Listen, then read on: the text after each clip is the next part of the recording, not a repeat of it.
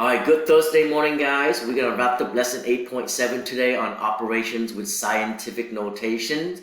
The first example, I'm going to go over how to add and subtract in scientific notation.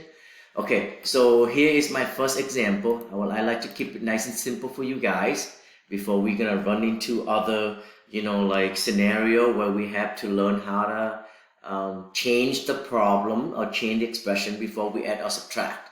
But here is my first example. 5 times 10 to the second plus 2 times 10 to the second. Okay, so we like to add these two expressions in scientific notations. Now, we can also turn this into standard number and then turn this into standard number and add them.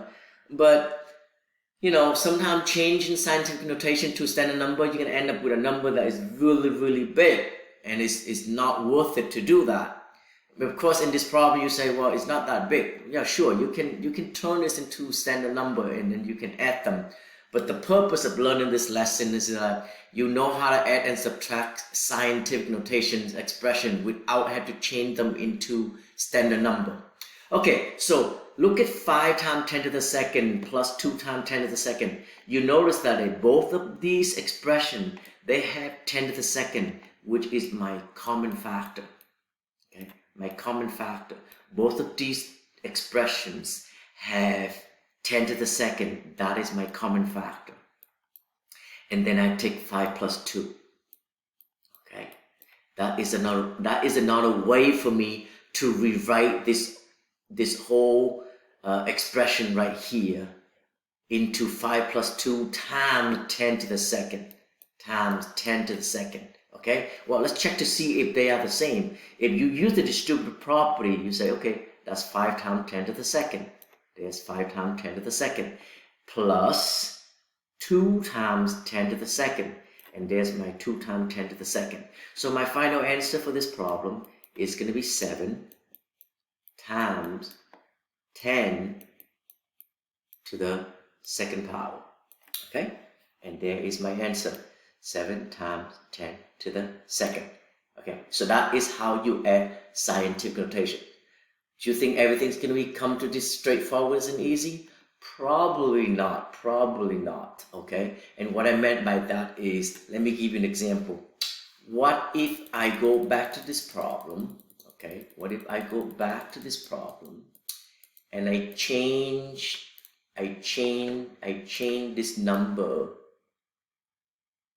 I change the number 2 to a number 7. How does that going to change the problem? How is it going to change the problem? Well, it will change the problem. It will change the answer for sure. But for now, it's look like I still can apply the same method that I did earlier. My common factor is going to be 10 to the second. All right. And then I'm going to go ahead and take 5 plus 7, 5 plus 7. So it's going to give me 5 plus 7 times 10 to the second. Well, 5 plus 7 is going to give me 12. And then 12 times 10 to the second. Now remember in lesson 8.7, especially from the practice worksheet, the other video that I have gone over with you, and I'm trying to fix your work that you guys did for number 9, number 10, number 11, number 12. When you have an answer look like this is not the final answer yet. And the reason for that is because the first term, the first number, the A number right here, this is A, is not greater than or equal to 1 and is not less than 10. This number is 12. So for 12, you have to write that as 1.2, right?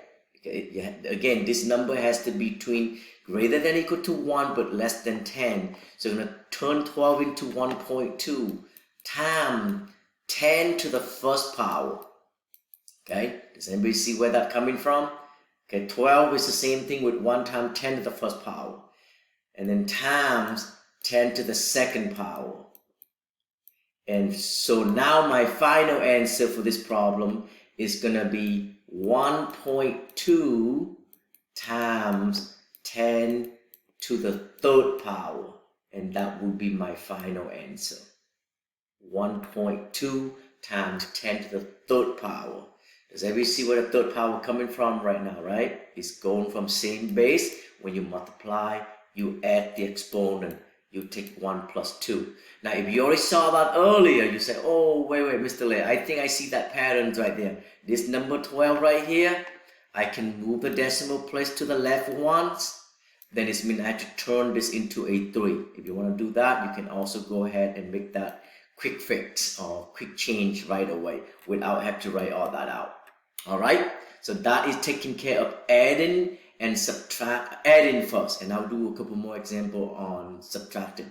Matter of fact, let's do one more on the adding.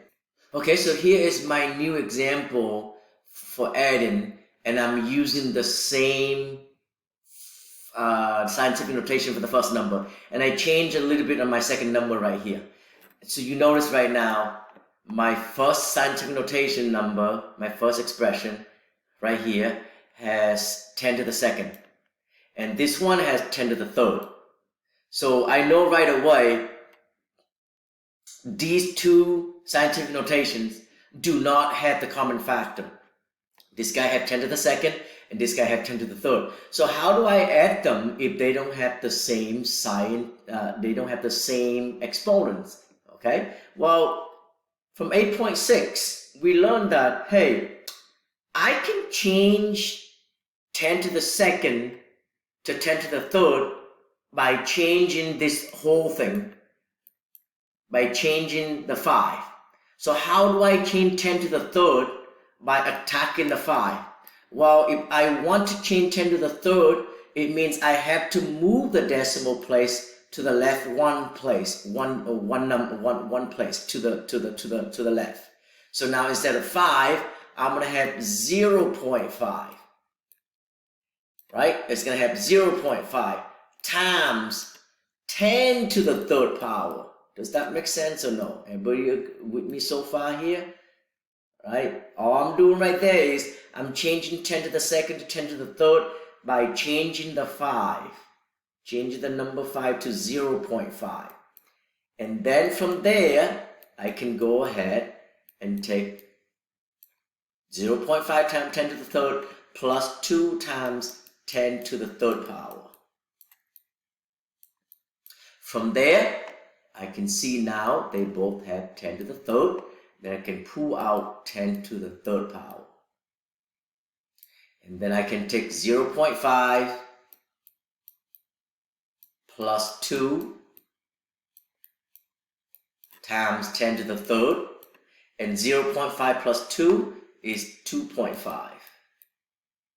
And that will give me 2.5 times 10 to the third. So that is how you add scientific notation that do not have the same exponents, or in other words, they don't have that common factor. So you have to take that extra step, is to change one of these numbers. So you can either change this to 10 to the third, or you can also change this into 10 to the second. It's up to you. I'll let you guys decide what you guys want to do. But remember, you have to make sure that they have that common factor. Okay? And it's pretty much the same concept when you subtract them. You do the same thing when you subtract. So I'll give you one more example on the subtracting part. Okay, so now here is my next example where I'm subtracting right now. You have to subtract this scientific notation. Okay, 5 times 10 to the second minus 2 times 10 to the second. Okay, again guys, I'm only change the exponent here a little bit, keep the numbers as similar as possible for you guys. Okay, so same thing. I noticed that this first number has 10 to the second. Second number also have 10 to the second. So my common factor is going to be 10 to the second power. All right, 10 to the second. And then all I'm going to do right now is take 5 minus 2. So it's 5 minus 2 times 10 to the second, right? Because again, if you take 5 times 10 to the second, that's 5 times 10 to the second right there. And then I'll minus 2 times 10 to the second.